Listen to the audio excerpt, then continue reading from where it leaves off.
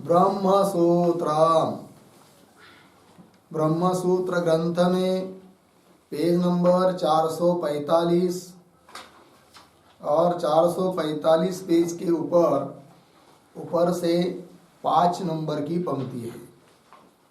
अथ द्वितीयोध्याय।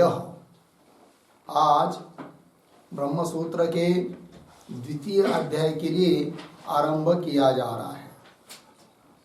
तो द्वितीय अध्याय में प्रथमः पाद, पहले पाद। अब प्रथम अध्याय समाप्त होने के बाद इस द्वितीय अध्याय में कौन बात का वर्णन होना है, कौन बात कहनी है, तो इस बात को समझने के लिए एक पंक्ति हम लोग लिख लेंगे। तो शीर्षक द्वितीय अध्याय प्रथम पाद, फिर उसके नीचे द्वितीय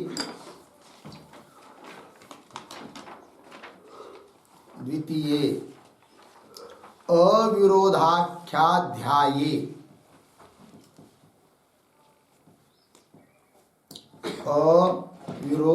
विरोधाख्याध्याये प्रथम पादे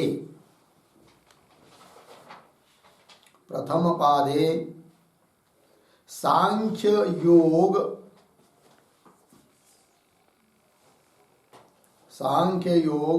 काणादि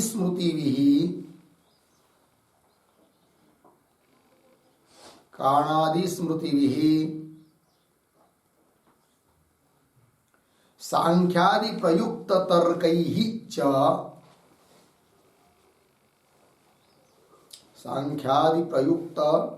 तर्कैः च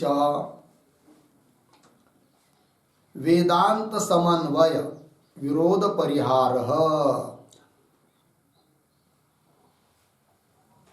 वेदांत समन्वय विरोध परिहारः।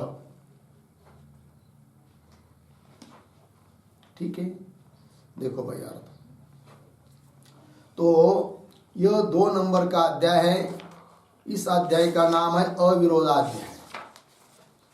पहले अध्याय का नाम था समन्वयाध्याय। सभी उपनिषद वाक्यों का समन्वय ब्रह्म तत्व का बोध कराने में ही है। इस बात का वर्णन पहले अध्याय में हुआ, अतः पहले अध्याय का नाम समन्वयाध्याय बताया। फिर वो जो दूसरा अध्याय है इसको कहते अविरोधाध्याय किंवा विरोध परिहाराध्याय।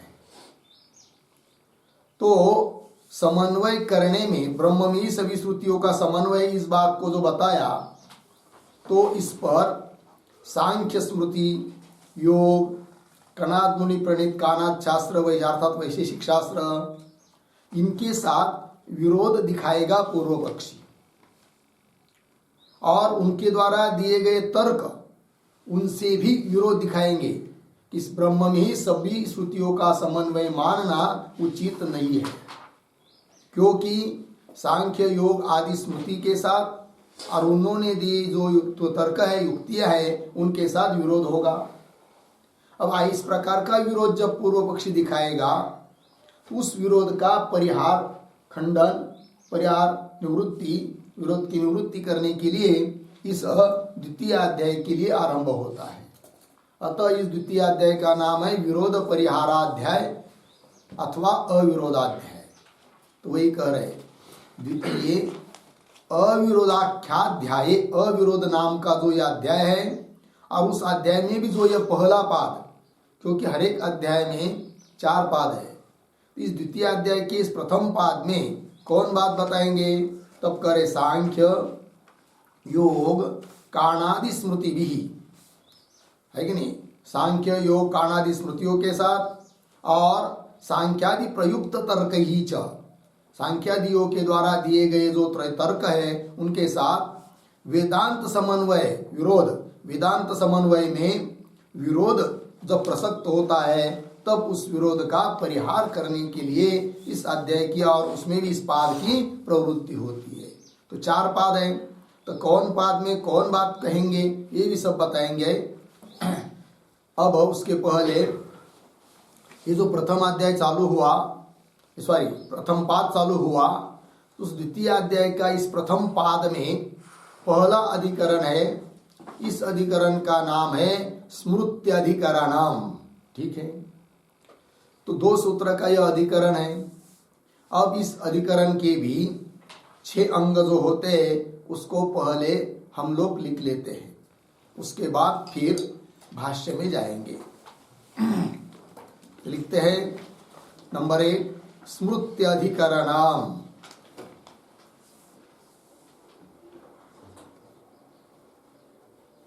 सूत्र संख्या 1 से 2। फिर नीचे की पंक्ति में सांख्य स्मृते है, सांख्य स्मृते है बाध्यत्वाधिकरणम, बाध्यत्वाधिकरणम पूर्ण विराम हो गया। फिर नीचे की पंक्ति में नंबर 1 संगति बराबर, संगति बराबर आगे प्रथमाध्यायस्य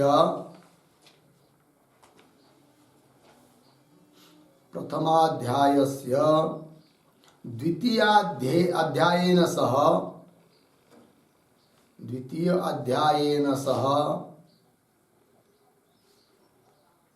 विषय विषयी भाव संगति अस्ति,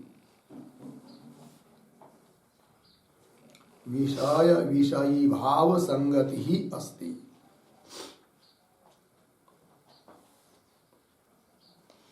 पूर्ण विराम। यतो ही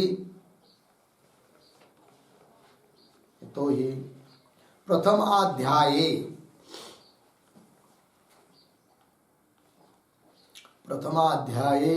प्रतिपादितस्य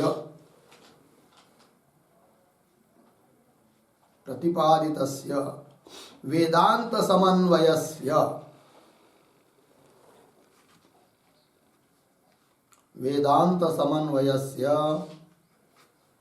स्मृत्यादिभिः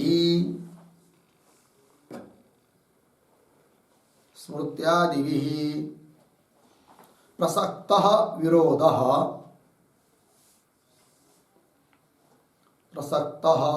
विरोधः अनेन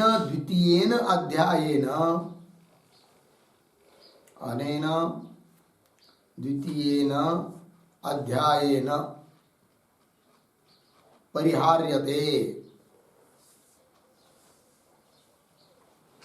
परिहार्यते पूर्ण विराम।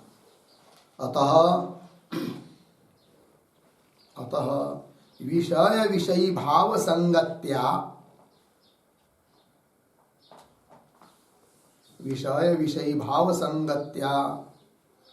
अयम अध्यायः आरभ्यते,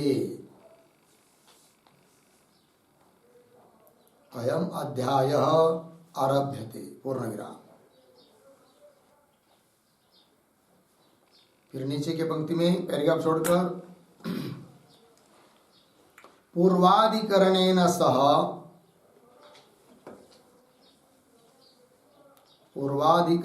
सह अस्य अधिकरणस्य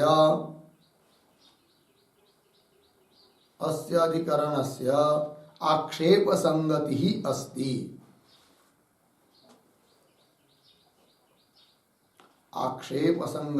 अस्ति, पूर्ण विराम। तथा ही पूर्वस्मिन् अधिकरणे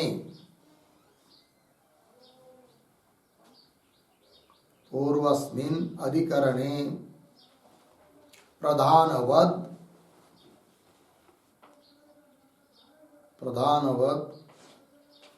अन्वादिकारणवादे अपि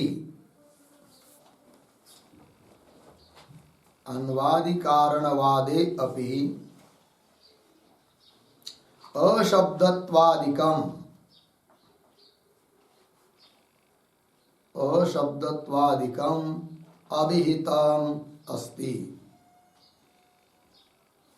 अभिहितम् अस्ति, पूर्ण विराम। अत्र प्रधानादिषु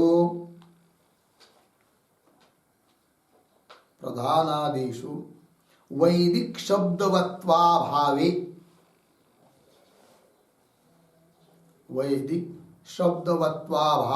अपि कापिलादि स्मृति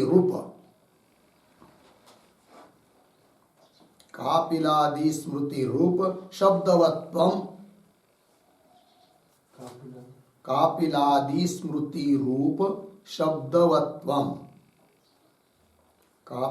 स्मृति रूप शब्दवत्वम आक्षिप्य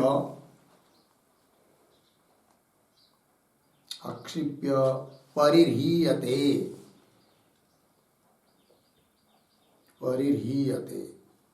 इति अतः आक्षेप संगति ही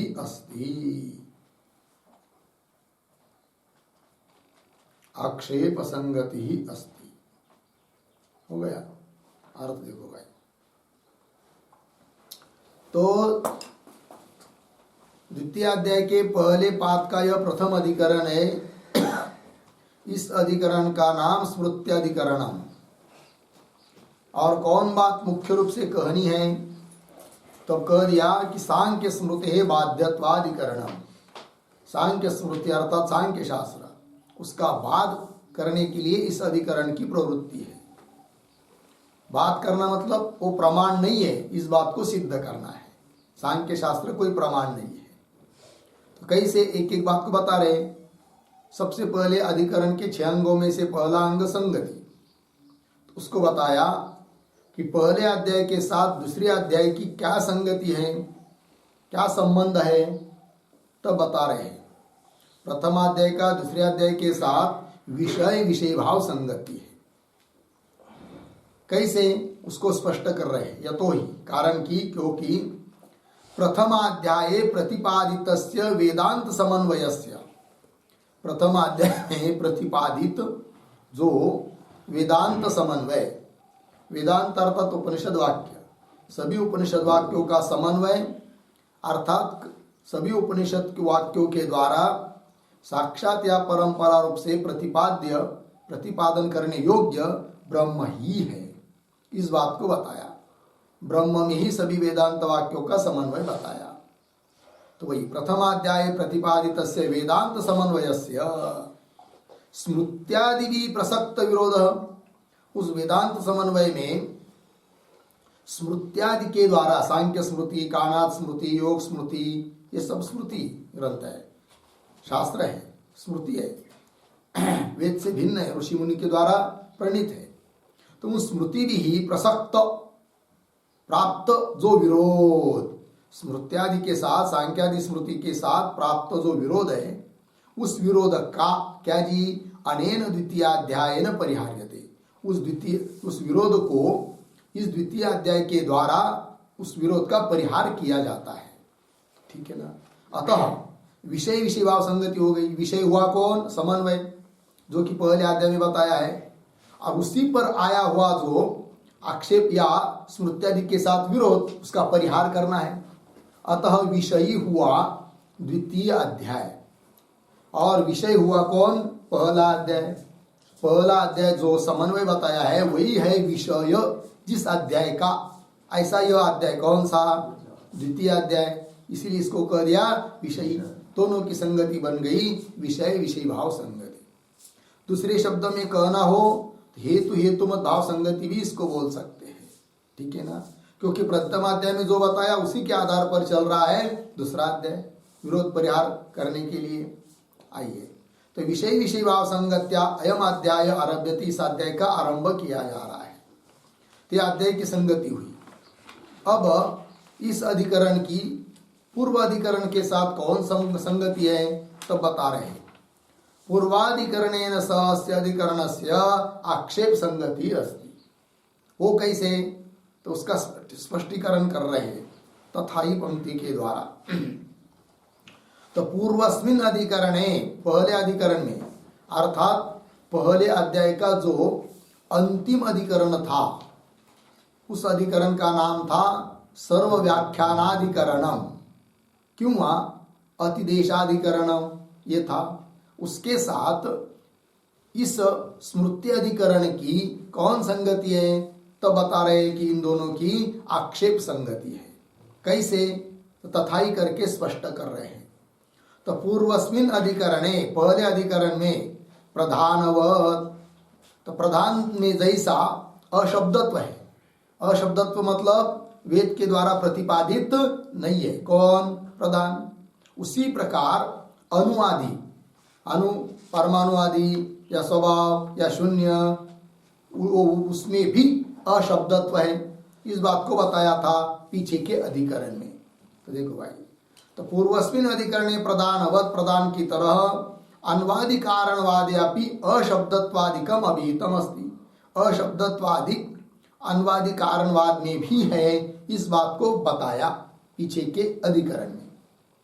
अब इस अधिकरण में क्या, अब अत्र प्रधानादिषु वैदिक शब्दवत्व अभावे भी, अब आक्षेप ये हो रहा है कि पिछले अधिकरण में बताए हुए के अनुसार प्रधान आदि में वैदिक शब्दवत्व का अभाव होने पर भी, अर्थात वेद के द्वारा प्रधान का निर्देश न होने पर भी, क्या कापिलादि स्मृति रूप शब्दवत्वम अस्ति, कापिलादि कपिल मुनि प्रणीत जो सांख्य शास्त्र रूप जो स्मृति है, उसके द्वारा तो प्रधान का निरूपण हुआ है।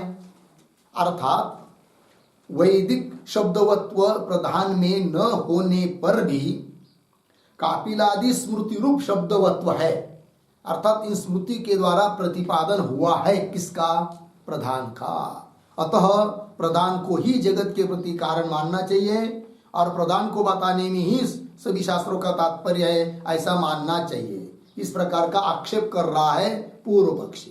अतः पूर्व अधिकरण के साथ इस अधिकरण की संगति बन जाती है, आक्षेप संगति।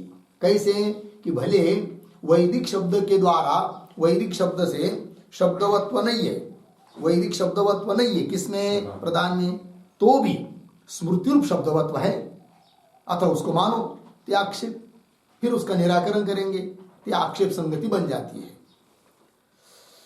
अत्र प्रधानादिषु वैदिक शब्दवत्वाभावे अपि कापिलादि स्मृति रूप शब्दवत्वम आक्षिप्य, ऐसा आक्षेप करके परिह्रियते, उसका परिहार भी करेंगे। इति अतः आक्षेप संगति अस्ति, अतः इस दोनों अधिकरण की संगति है, आक्षेप संगति। हो गया, आइए आगे। अब चलते हैं नंबर 2, विषय बराबर अस्मिन् पादे, अस्मिन् पादे सर्वेषु अधिकरणेषु, सर्वेषु अधिकरणेषु पूर्वाध्यायोक्तः, पूर्वाध्यायोक्तः यह समन्वयः, यह समन्वयः अर्धविराम, तेन सह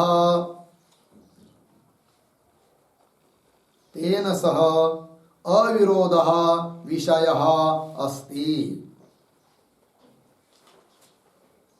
तेन सह अविरोधः विषयः अस्ति। हो गया, देखो भाई अर्थ। तो अस्मिन् पादे, इस पाद में, अर्थात द्वितीय अध्याय का इस प्रथम पाद में जितने भी अधिकरण है, उन सभी अधिकरणों में, अधिकरणों का लगभग एक ही विषय है, क्या, तो अस्मिन् पादे सर्वेषु अधिकरणेषु, इस पाद में सभी अधिकरणों में क्या जी, पूर्वाध्यायोक्त यह समन्वय, पीछे प्रथम अध्याय में जो समन्वय बताया, उस समन्वय के साथ तेन सह अविरोध विषय, उस समन्वय के साथ किसी का विरोध नहीं है, अविरोध ही है, यही विषय है सभी अधिकरणों का इस पाद के।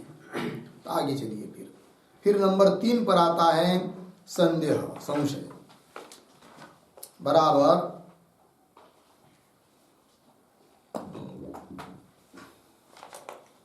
अस्मिन् अधिकरणे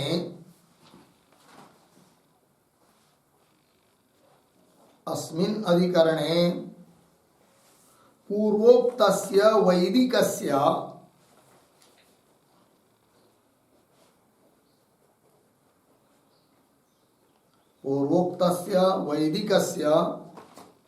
समन्वयस्य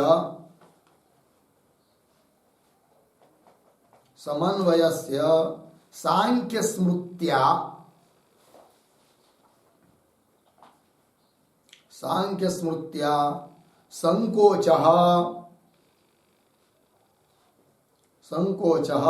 अस्ति न वा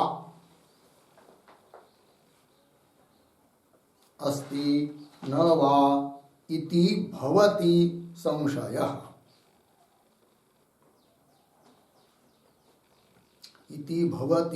संशयः। ठीक है, देखो भैया, इस अधिकरण में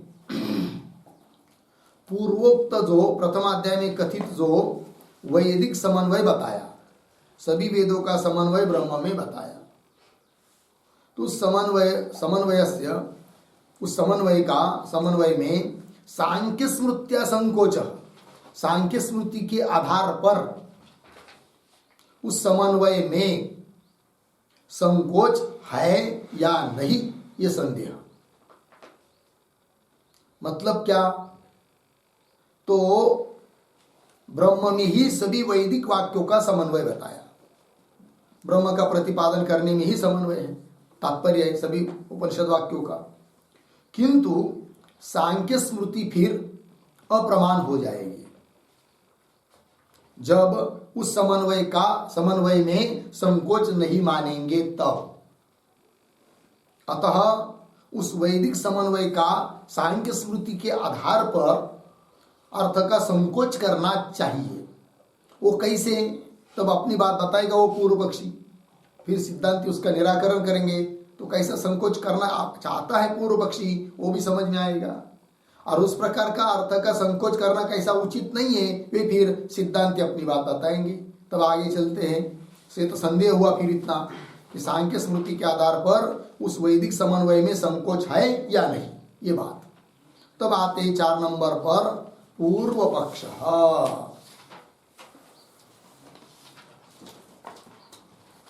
पूर्व पक्ष बराबर उक्त समन्वयस्य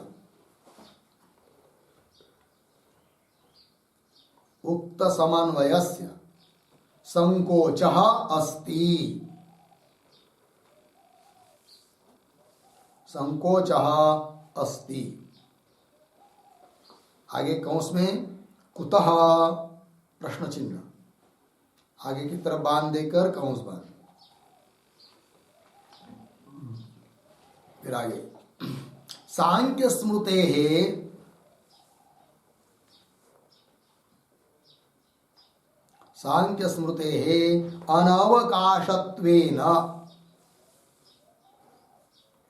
अनवकाशत्वेन प्रबलत्वात्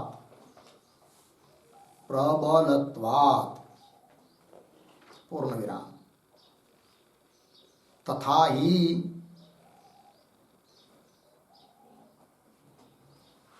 आगे सांख्य स्मृति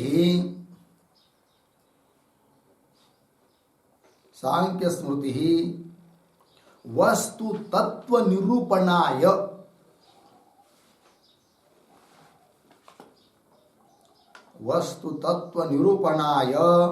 एव प्रवृत्ता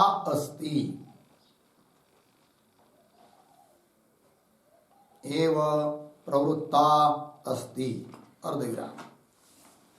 न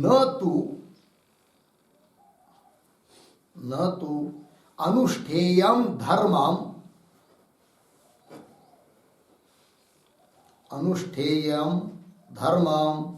क्वचित् अपि प्रतिपादयति,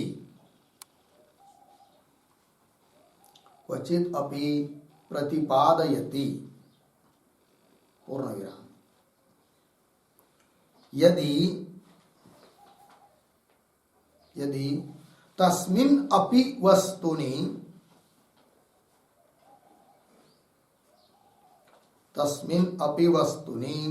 असौ बाध्येत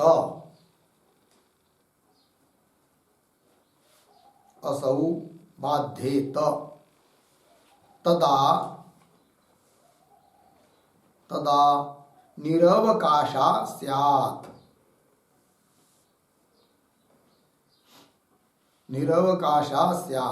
पूर्णविराम। वेदः तु धर्म ब्रह्मणः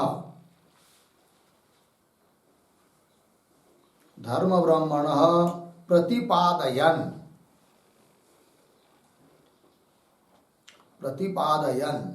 ब्रह्मणि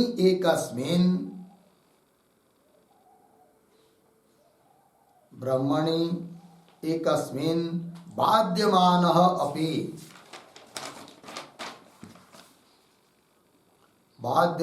अपि धर्मे सावकाशः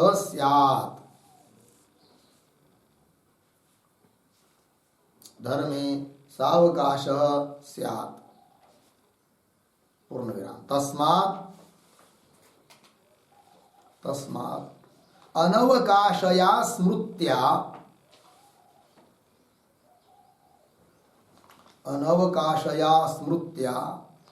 सावकाशस्य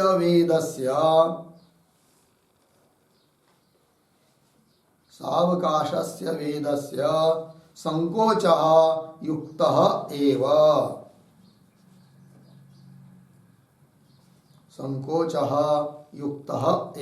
पूर्णविराम। सावकाश निरवकाशयोः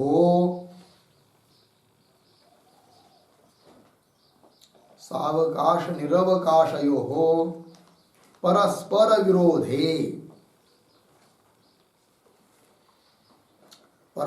विरोधे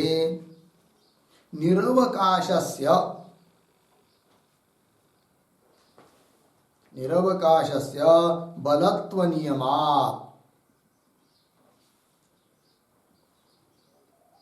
बलत्वनियमात् इति पूर्वपक्षः।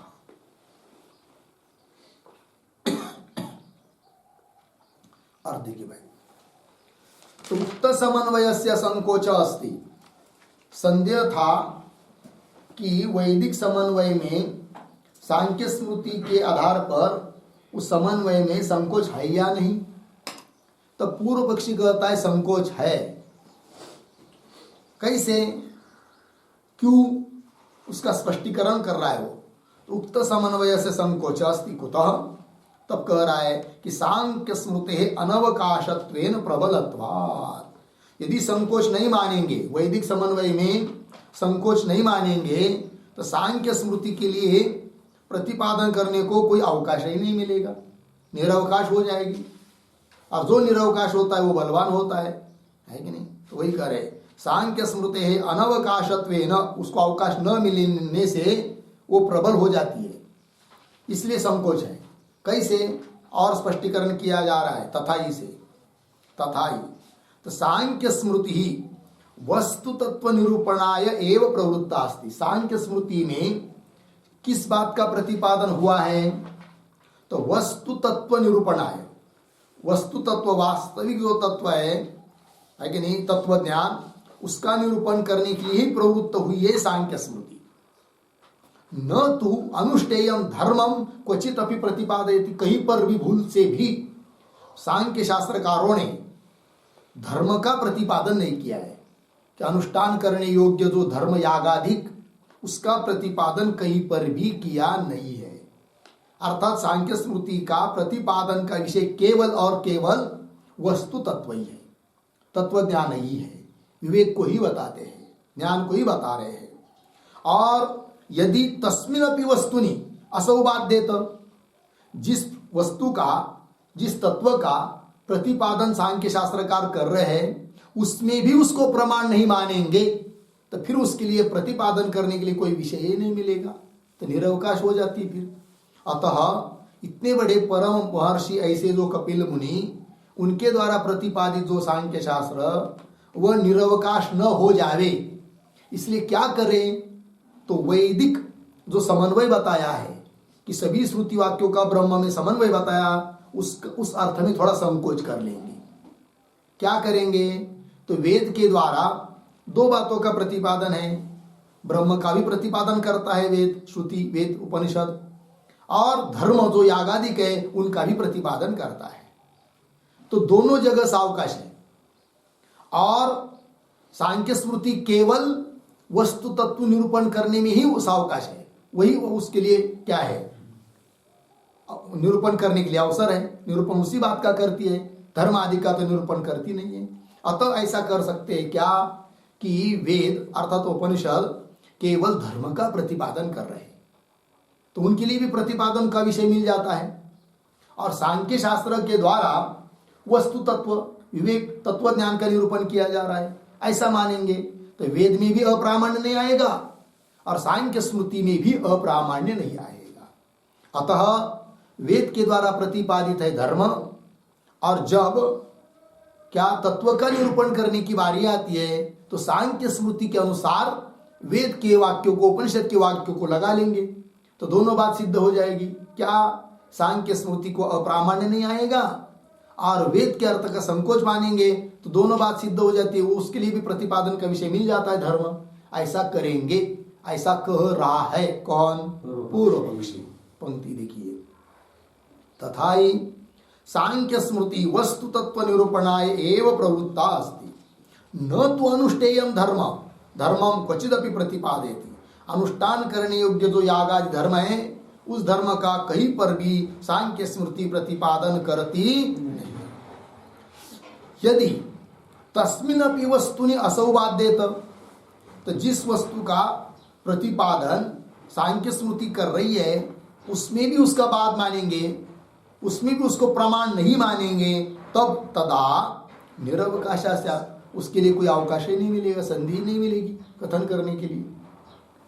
और वेद के लिए तो संधि है, कैसे, वेद तो धर्म ब्रह्मण प्रतिपादयन ब्रह्मणि एकस्मिन् बाध्यमान अपि धर्मे सावकाश स्यात्। देखो भाई, वेद तो धर्म और ब्रह्म का दोनों का प्रतिपादन करता हुआ है कि प्रतिपादन कर रहा है, उन दोनों में से एक में उसका बाद मानेंगे, किसका, वेद का। इसमें ब्रह्मणि एकस्मिन् बाध्यमान अपि, एक उन दो अर्थों में से ब्रह्मरूप एक अर्थ में वेद का बाद मानेंगे तो भी, वेद को अप्रमाण मानेंगे तो भी उसके लिए अवकाश है, धर्म का प्रतिपादन करने के लिए अवकाश है। ठीक है, तो वही कह रहे हैं, प्रतिपादयन ब्रह्मणि एकस्मिन् बाध्यमान अपि धर्मे सावकाश स्यात्। धर्म का प्रतिपादन करने में सावकाश है, कौन, वेद। अर्थात वेद प्रतिपादन कर रहा है किसका, धर्म का, ये कह सकते हैं, है कि नहीं। ब्रह्म का प्रतिपादन नहीं कर रहा है ऐसा मानेंगे तो भी कुछ तो प्रतिपादन का विषय उसको मिल रहा है। अतः इस प्रकार से अर्थ का संकोच मान लेंगे, समन्वय का संकोच मान लेंगे। तो ब्रह्म में सभी उपनिषद वाक्यों का समन्वय न मानकर उपनिषद वाक्यों के द्वारा, सभी वेद के द्वारा धर्म का प्रतिपादन हो रहा है। फिर वस्तु तत्व का प्रतिपादन कौन कर रहा है, सांख्य स्मृति कर रही है। फिर उसके अनुसार उपनिषद के वाक्य भी लगा लेंगे, तो दोनों सार्थक हो जाएगी, सांख्य स्मृति भी और वेद वाक्य भी। अप्रमाण बाद किसी का नहीं होगा, ये बात पूर्व पक्षी का अभिप्राय। एकस्मिन् बाध्यमान अपि धर्मे सावकाश स्यात्, तस्मात्, इसलिए अनवकाशया, लेकिन अवकाश नहीं मिल रहा है स्मृति को, इसलिए अनवकाशया स्मृत्या सावकाशस्य वेदस्य संकोच युक्त एव, है कि नहीं। अनवकाश, अवकाश रहित ऐसे स्मृति के द्वारा जिसको अवकाश मिल रहा है ऐसे वेद का संकोच करना ही युक्त है, यह अभिप्राय वही कह रहे। और दूसरी बात, एक नियम होता है क्या, दो चीज सामने है और एक है सावकाश, एक है निरवकाश, तो उन दोनों में बलवान होता है कौन, निरवकाश। तो वही कह रहे, सावकाश निरवकाशयो हो, इन दोनों में जब परस्पर विरोध प्राप्त होता है तब निरवकाशस्य बलत्व नियमात्, उसमें बलवान होता है कौन? निरवकाश। निरवकाश, वो बलवान होता है। ठीक है ना, ये बात ये पूर्व पक्षी बोल रहा है। ठीक है कि नहीं? जैसे उदाहरण देखो, कोई भोजन के लिए पंक्ति बैठी हुई है और उसमें एक कोई महात्मा है जो फलाहारी है, केवल फल ही खाता है, भोजन रोटी आदि चावल आदि कुछ खाता नहीं है, और एक थाली ऐसी परोसी गई है कि जिसमें केवल फल ही रखे हैं। फिर दूसरा और एक कोई महात्मा आ गया और वो उस थाली पर बैठ गया कि जो भोजन भी खा सकता है कि नहीं? अब फिर क्या करें? फल की थाली तो एक ही रखी है, बाकी सब रोटी चावल दाल आदि की है, और जो फलाहारी है वो तो अलग बाजू अलग रह गया, वो बैठ नहीं पाया, दूसरा ही कोई बैठ गया। तब फिर समझाया जाता है वहां पर, अरे भाई महात्मा जी, आप फल की थाली पर बैठे हो, लेकिन आपके लिए तो कोई व्रत है नहीं, आप तो रोटी भी खा सकते हैं, अतः आप कृपा करके वो बगल की थाली में बैठ जाइए जहां रोटी परोसी हुई है। बोलेंगे क्यों ऐसा? अरे भाई, वो जो दूसरा महात्मा है वो तो केवल फल ही खाते हैं, वो तो रोटी चावल खाते नहीं है, और जिसको जो फल ही केवल खाते हैं उनके लिए जो थाली है उसमें यदि आप बैठेंगे तो उनके लिए थाली नहीं मिलेगी, और आपके लिए तो आप उठ जाकर दूसरी थाली में बैठेंगे तो आप रोटी खा सकते हैं। अतः आप तो सावकाश है, आपके लिए दूसरी जगह अवसर है रोटी खाने के लिए, उनके लिए कोई अवसर नहीं है, अतः कृपा करके आप उठ जाइए। तो उठा दिया और फिर वो आकर बैठ गया। तो बलवान हुआ कौन? जो फलाहारी है कि नहीं? क्योंकि उसके लिए कोई अवकाश नहीं था, है कि नहीं? अब उसको कोई नहीं उठा सकता है। यदि कोई उठाने का प्रयास करेंगे तो अरे भाई, मैं तो फल ही खाता हूं, दूसरी फल की थाली है नहीं है, फिर मैं तो भूखा रह जाऊंगा, अब मैं क्या करूं? तो अच्छा ठीक है, फिर आप वही बैठो, है कि नहीं? ये बात हो जाती है। उसी प्रकार ब्रह्म वेद और स्मृति, सांख्य स्मृति, तो वेद के लिए तो प्रतिपादन करने के लिए और भी विषय है धर्म, और सांख्यों के लिए तो प्रतिपादन के लिए एक ही विषय है वस्तु तत्व, और उसमें भी उसका बाद मानेंगे तो उसको प्रतिपादन के लिए कोई चांस ही नहीं मिलेगा। अतः वेद का जो समन्वय बताया है ब्रह्म में, उस अर्थ में संकोच कर लो, अर्थात वेद केवल धर्म का प्रतिपादन कर रहा है और वस्तु तत्व निरूपण करने के लिए सांख्य स्मृति है। फिर उसी के अनुसार बाकी के वेद वाक्य का समन्वय कर लेंगे तो दोनों के लिए भी बाद मानना नहीं पड़ेगा, ऐसा पूर्व पक्षी का अभिप्राय है। बात समझ में आ रही है? आइए फिर आगे 5 नंबर सिद्धांत। चलिए, बराबर सांख्य स्मृत्या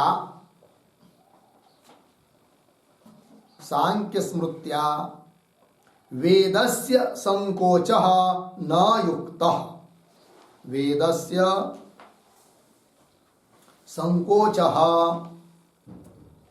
न युक्तः, पूर्ण विराम। आगे कंस में कुतः प्रश्न चिन्ह, आगे की तरफ बांध देकर कंस बांध। आगे ब्रह्म कारणत्ववादिनी भी, ब्रह्म कारणत्ववादिनी भी, ब्रह्म कारणत्ववादिनी भी मनवादि स्मृति भी, मनवादि स्मृति भी सांख्य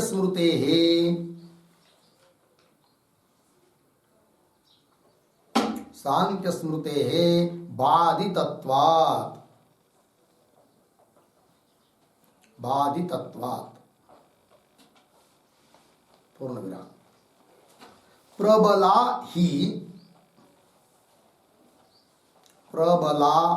ही मनवादि स्मृतयः, मनवादि स्मृतयः अर्धविराम प्रत्यक्ष वेद मूलकत्वात्, प्रत्यक्ष वेद मूलकत्वात्, पूर्ण विराम। तथा प्रधान कारणवादिन्याः,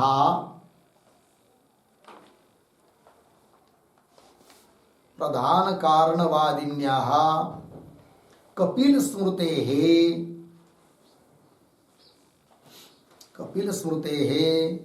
मूलभूतम्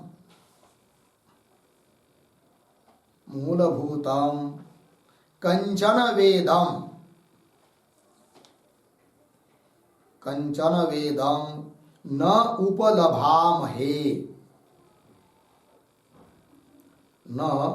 उपलभामहे अर्धविराम। दृश्यमान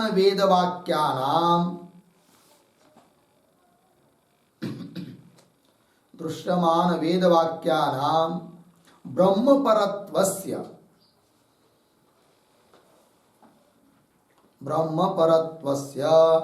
पूर्वम् एव निर्णीतत्वात्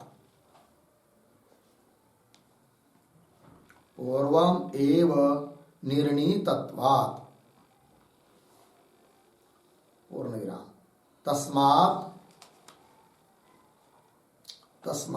सांख्यस्मृत्या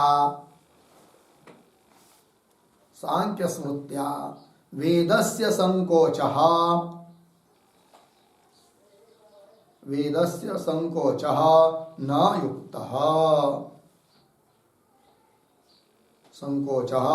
न युक्तः। ठीक, देखो भैया, सिद्धांति कह रहे सांख्य स्मृति के द्वारा वेद का संकोच मानना युक्त नहीं है। वेदस्य संकोच न युक्त। कतः कुतः क्यों, तो बता रहे हैं। ब्रह्म कारणत्ववादिनी भी मनवादि स्मृति भी सांख्य स्मृति बाधितत्वात्, है कि नहीं। ब्रह्म को ही जगत के प्रति कारण आदि मानने वाली जो मनुस्मृति आदि है, उनके द्वारा सांख्य स्मृति का बाध है। अतः उस बाधित सांख्य स्मृति के द्वारा वेद के अर्थ का संकोच मान नहीं सकते। ठीक है।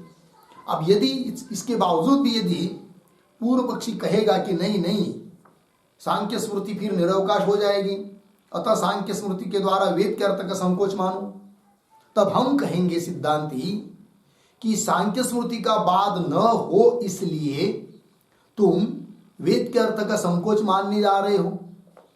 किंतु ऐसा मानने से फिर मनुवादी स्मृति बाधित हो जाएगी, इसका क्या? क्योंकि वो भी ब्रह्म का ही प्रतिपादन करती है, ब्रह्म को ही कारण बताती है, तो उसका बाध होगा। अतः जैसे तुम सांख्य स्मृति का बाध मानना नहीं चाहते हो, वैसे हम भी कहेंगे क्या, मनुवादी स्मृति का बाध होना भी उचित नहीं है। अब सांख्य स्मृति का बाध न हो इसके लिए प्रयास करेगा पूर्व पक्षी, तो बाध हो जाता है फिर किसका? मनुवादी स्मृति का। जबकि मनुवादी स्मृति वो भी स्मृति है, उसका भी बाध होना उचित नहीं है। फिर दो बात हो जाती है। सांख्य स्मृति का बाध न हो इसलिए यदि संकोच का प्रयास करेंगे तो एक तो अर्थ का संकोच करना पड़ रहा है, दूसरी बात मनुस्मृति को बाध हो रहा है, तो दिक्कत होती है फिर दो बार। इसलिए ऐसा नहीं होगा। इसलिए वेद के अर्थ में संकोच नहीं है, क्योंकि वेद के अर्थ का ही प्रतिपादन करने वाली जो मनु आदि स्मृति है उससे बाधित है कौन? सांख्य स्मृति। ये बात बताई जा रही है। फिर बोलेंगे मनुस्मृति के द्वारा ही क्यों बाध मान रहे हो सांख्य स्मृति का? उल्टा करो, सांख्य स्मृति से बाध मान लो किसका? मनुस्मृति का। तब सिद्धांति कहेंगे ऐसा नहीं होगा, क्योंकि स्मृतियों में भी एक प्रबल होती है, एक दुर्बल होती है। मनुस्मृति प्रबल है और सांख्य स्मृति दुर्बल है। बोलेंगे क्यों हमारे सांख्य स्मृति को दुर्बल कर रहे हो? तब उसके लिए नियम बनाया, जो स्मृति वेद मूलक है वो प्रबल, उसके लिए कुछ आधार है, प्रमाण है वेद का, और जिस स्मृति के लिए वेद प्रमाण नहीं है वो दुर्बल। तुम्हारे सांख्य स्मृति का प्रतिपादन या सांख्य स्मृति में तो जो बताया है प्रधान आदि, उसका किसी का प्रतिपादन वेद में नहीं है, अर्थात वेद मूलक नहीं है। कौन? सांख्य स्मृति। अतः सांख्य स्मृति दुर्बल हो गई और मनुस्मृति प्रबल हो गई। प्रबल के द्वारा ही बाध होता है किसका? दुर्बल का। अतः मनुस्मृति के द्वारा सांख्य स्मृति का बाध है। अतः हे पूर्व पक्षी, सांख्य स्मृति के आधार पर वेद के अर्थ का संकोच होगा ऐसा तुम कह नहीं सकते। खंडन कर दिया। लगी पंक्ति, आइए।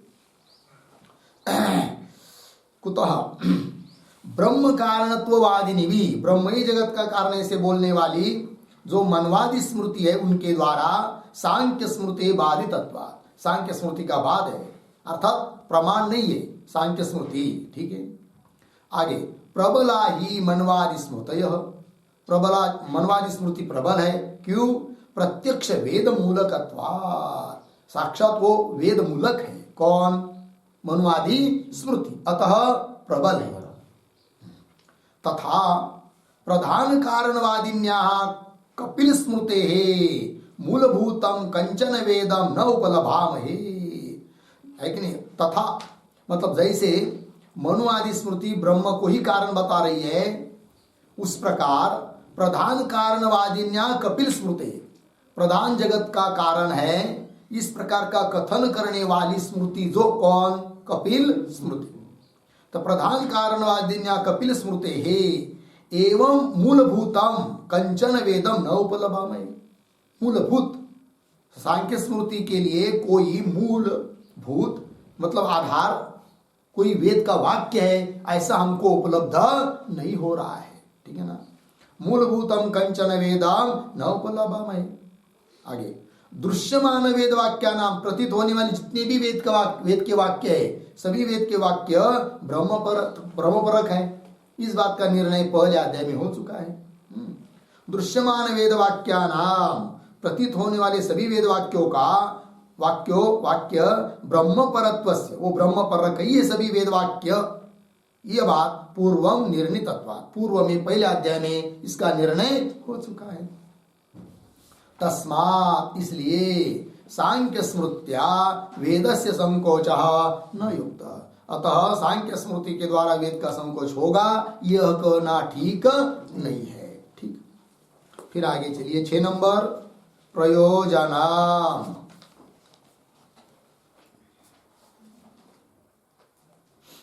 प्रयोजनम बराबर पूर्व पक्षे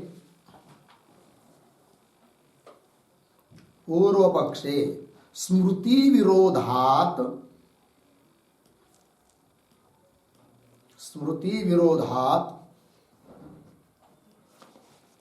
उक्त समन्वय असिद्धि, उक्त समन्वयासिद्धि असिद्धि फलम भवति पूर्ण विराम। सिद्धांते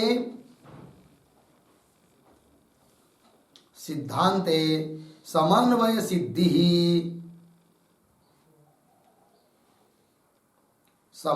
सिद्धि प्रयोजनम भवति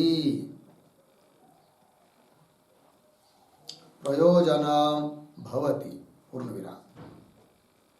इति उभयोः फलभेदः अस्ति,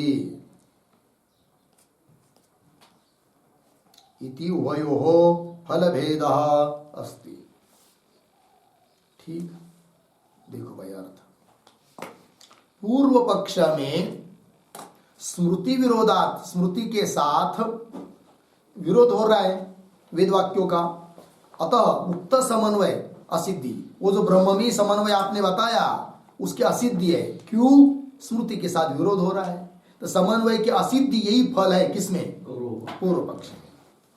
तो स्मृति विरोधात उक्त समन्वय असिद्धि फलम भवति, और सिद्धांते वेदांत मत में तो समन्वय की सिद्धि, यही है प्रयोजन। ठीक है ना?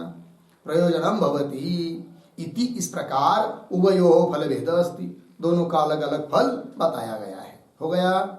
आइए अब अधिकरण का सार बताने वाले जो 2 श्लोक होते हैं उसका उच्चारण और अर्थ देख लेते हैं।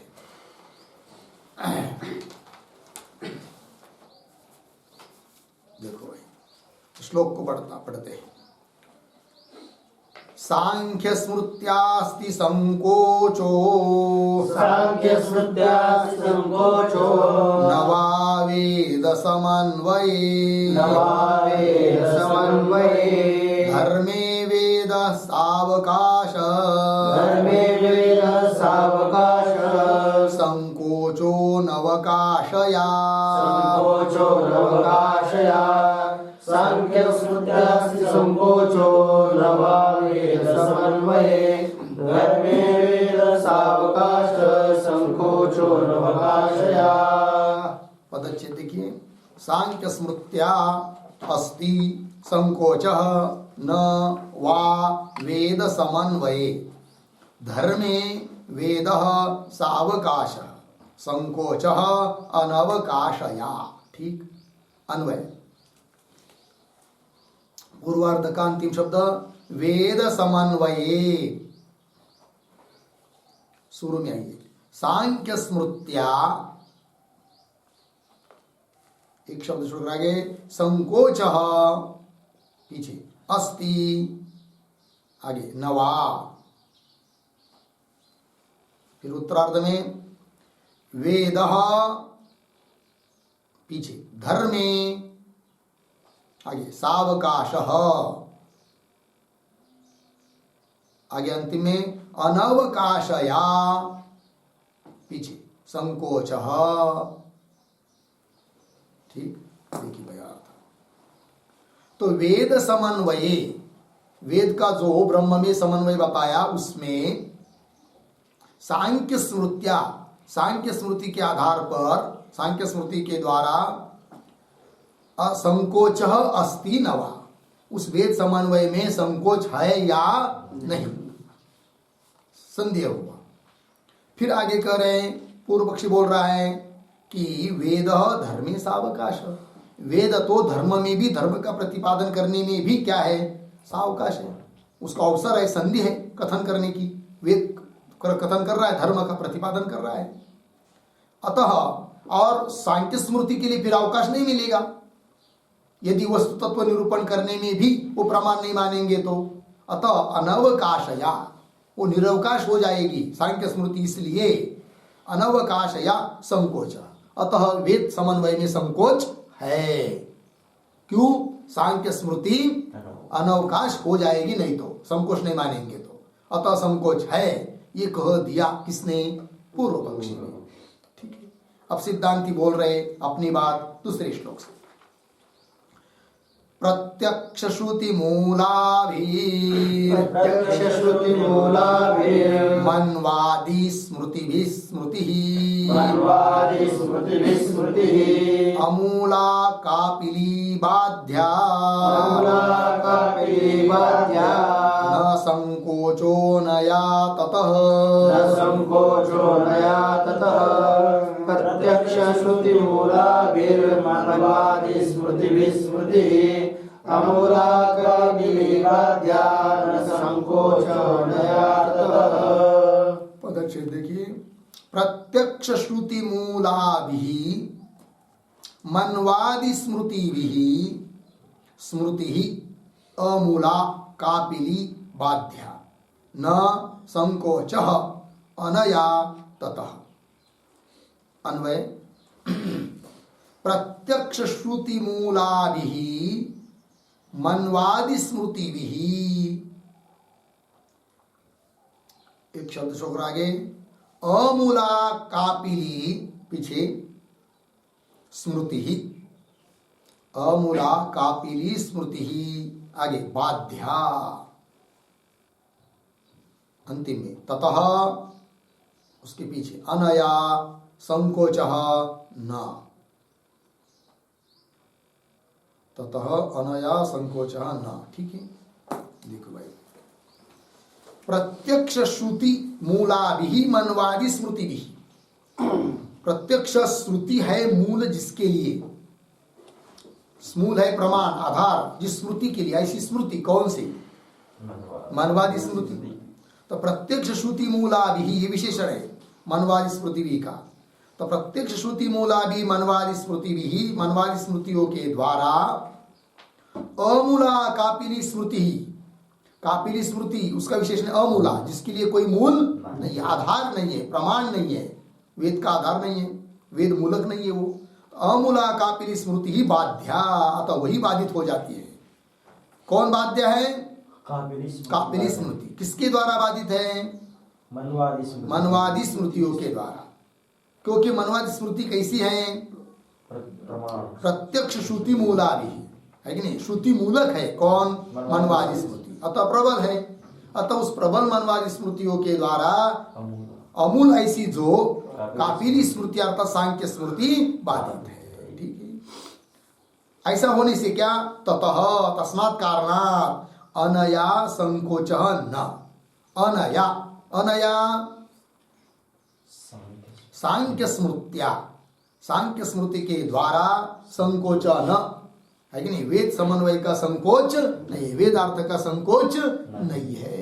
जबकि पूर्व पक्षी बोल रहा था सांख्य स्मृति के द्वारा वेद समन्वय का संकोच मान लो, अर्थ का संकोच कर लो, किंतु ऐसा होता नहीं है। लग गया, वही कहा ततः अनया संकोच न, ये हो गया भाई। ठीक है, अब आगे भाष्य चालू हो रहा है, अवतरण भाष्य। किंतु अब इस अवतरण भाष्य का विचार और फिर अधिकरण के बारे में जो चर्चा चालू होगी, सूत्र का अर्थ भी आएगा, इन सभी बातों का विचार हम लोग करते हैं। ओम पूर्णमिदं पूर्णात् पूर्णमुदच्यते पूर्णस्य पूर्णमादाय पूर्णमेवावशिष्यते। ओम शांति शांति शांति।